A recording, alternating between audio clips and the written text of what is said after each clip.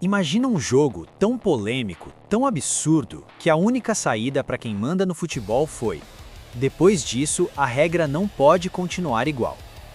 Partidas que levantaram suspeita de combinação de resultado, jogos em que ninguém entendia uma expulsão, final de campeonato com goleiro segurando o jogo inteiro no recuo e até disputa de pênaltis em que o goleiro virou quase um ator de cinema. Tudo isso aconteceu de verdade. E depois desses jogos, a regra do futebol ou o jeito oficial de aplicá-la teve que mudar. Então, já deixa seu like e se inscreva em nosso canal para mais conteúdos como este. No vídeo de hoje, você vai ver 5 jogos reais que mudaram as regras do futebol, ou forçaram a IFAB e a FIFA a reajustarem o jogo como a gente conhece hoje. Do recuo para o goleiro aos cartões amarelo e vermelho, até as novas orientações sobre o comportamento de goleiros em disputa de pênaltis. Fica até o fim, porque o último caso é bem recente e provavelmente você viu ao vivo antes da regra mudar. Antes de começar a lista, 2 avisos rápidos. Primeiro, eu só trouxe aqui casos com base real, nada de lenda urbana, nada de ouvi meu tio falar.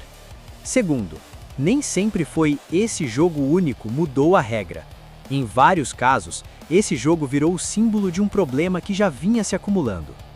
Agora sim, vamos para os 5 jogos. Em quinto lugar, um jogo que não criou uma regra nova de campo, mas ajudou a FIFA a perceber que o formato da Copa tinha um problema sério. Copa do Mundo de 1978, na Argentina. Depois da primeira fase, não havia oitavas, quartas, semi e final como hoje. Tinha uma segunda fase em grupos, com 2 grupos quadrangulares. O primeiro de cada grupo ia para a final. No grupo da seleção argentina, o Brasil já tinha feito seu último jogo e chegado a um certo saldo de gols. A Argentina entrou em campo contra o Peru sabendo exatamente de quantos gols precisava para passar o Brasil no saldo e ir para a final.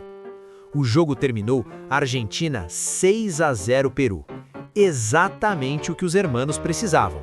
Um resultado muito fora da curva, contra um time que não era teoricamente fraco e que até hoje gera matérias, debates e suspeitas na imprensa esportiva do mundo inteiro.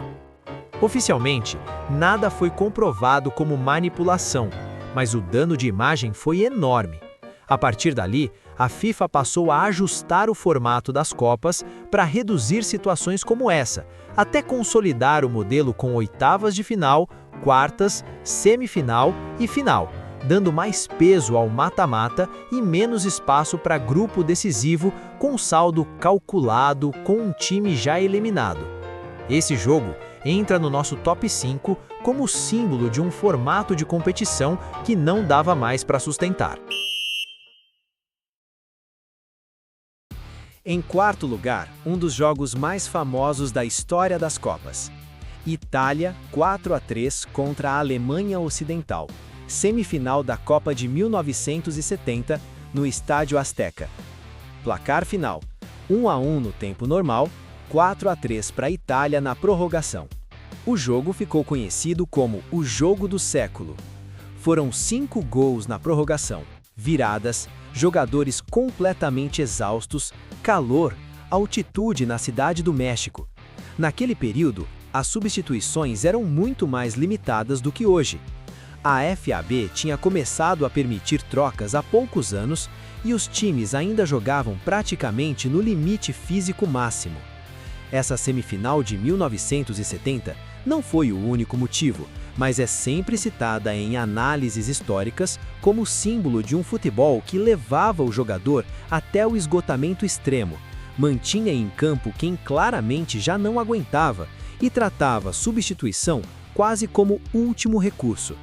Ao longo das décadas seguintes, a FAB foi ampliando, aos poucos, as possibilidades de substituição até chegar nas 3 trocas e, mais recentemente, nas 5 substituições autorizadas nos principais torneios após a pandemia. Ou seja, jogos como esse Itália-Alemanha de 1970 ajudaram a empurrar o debate para frente mostrando que não dava para ignorar o limite físico dos jogadores. Esse jogo entra em quarto lugar como um marco simbólico na discussão que gerou as regras de substituição mais amplas que a gente conhece hoje. Em terceiro lugar, um jogo que virou caso clássico quando se fala na criação dos cartões amarelo e vermelho. Copa do Mundo de 1966, na Inglaterra. Quartas de final, Inglaterra contra a Argentina, em Wembley. A partida foi tensa do começo ao fim. Muita disputa física, entradas duras, discussões, clima pesado dentro e fora de campo. O árbitro alemão Rudolf Kreitling acabou expulsando o capitão argentino Antônio Ratin. Só que em 1966 não existia cartão. A comunicação era verbal. O árbitro dizia que o jogador estava advertido ou dizia que estava expulso. E pronto. Ratin demorou a sair, protestou, gesticulou, sem entender claramente se estava mesmo expulso. A torcida também não sabia exatamente o que estava acontecendo. Foi um show de confusão disciplinar, não só nesse jogo, mas em vários da Copa. Depois do Mundial, um árbitro inglês chamado Ken Aston, que fazia parte da comissão de arbitragem, propôs à IFAB um sistema visual, inspirado nas cores do semáforo: amarelo para advertir, vermelho para expulsar. A ideia foi aprovada e os cartões amarelo e vermelho passaram a ser usados em partidas internacionais a partir do fim dos anos 60 e em Copas do Mundo a partir de 1970. Inglaterra e Argentina de 1966 não foi o único jogo problemático, mas o caso Ratin virou o símbolo clássico da necessidade de um sistema de cartões. Por isso, ele é o nosso terceiro lugar. Em segundo lugar, um jogo que simboliza toda uma era de antijogo com recuo ao goleiro. A final da Euro 1992, entre Dinamarca e Alemanha. A Dinamarca entrou na competição de última hora, aproveitando a desclassificação da Iugoslávia, e acabou campeã vencendo a Alemanha por 2-0 na final. Mas, além da história de zebra, a Euro 1992 foi marcada por partidas muito cautelosas, cheias de recuos ao goleiro segurando a bola, gastando tempo com a bola na mão. Isso não acontecia só na Euro. Clubes europeus do fim dos anos 80 e início dos 90, incluindo times fortíssimos taticamente, usavam o recuo para o goleiro como arma para matar o ritmo do jogo quando estavam em vantagem. A IFB e a FIFA já vinham sendo pressionadas há anos por esse tipo de antijogo, mas a Euro 1992, com a atenção de toda a Europa, foi o estopim definitivo. Logo depois do torneio, em 1992, a IFB aprovou a famosa Back Pass Rule. O goleiro não pode pegar com a mão com o recuo deliberado de um companheiro com o pé. Se fizer isso, é marcado um tiro livre indireto dentro da área. Essa regra mudou completamente o jogo. Goleiros foram obrigados a jogar mais com os pés, recuos passaram a ser mais arriscados, ficou muito mais difícil fazer cera só dando chutão e recuando de volta. A final Dinamarca-Alemanha, de 1992, é frequentemente apontada em análises históricas como o último grande torneio antes da regra do recuo. Por isso, ela é o nosso segundo lugar. Em primeiro lugar, é um caso bem recente que você provavelmente viu ao vivo: o goleiro argentino Emiliano Dibu Martínez e seu comportamento em disputas de pênaltis. O exemplo mais famoso foi a semifinal da Copa América de 2021 entre Argentina e Colômbia. Na disputa de pênaltis, Dibu Martínez falou sem parar com os cobradores, tentou adivinhar o canto em voz alta, gesticulou, usou frases provocativas, caminhou na linha do gol o tempo inteiro. As imagens rodaram o mundo e abriram uma discussão enorme.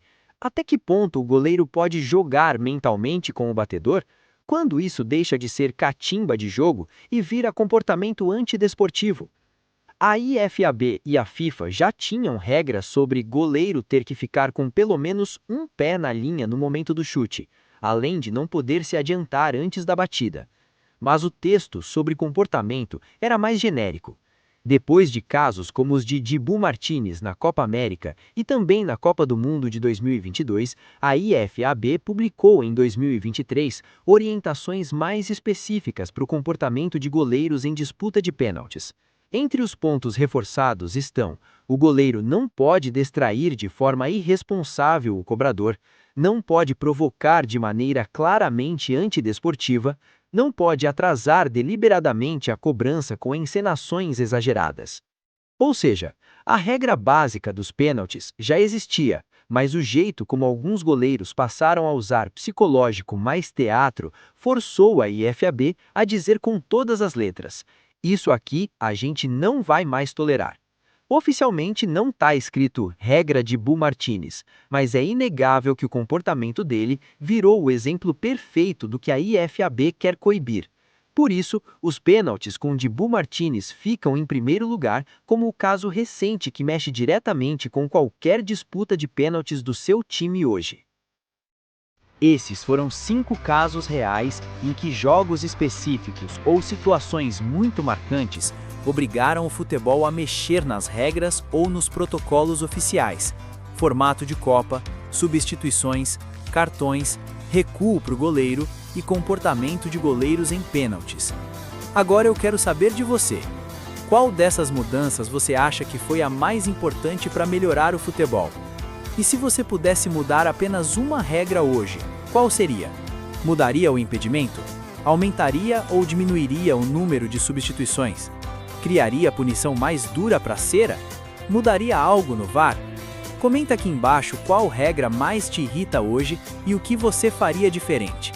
Se esse vídeo te ajudou a enxergar o jogo de um jeito novo, se inscreve no canal, ativa o sininho e manda para aquele amigo que vive reclamando de futebol moderno, mas não sabe por que o jogo mudou.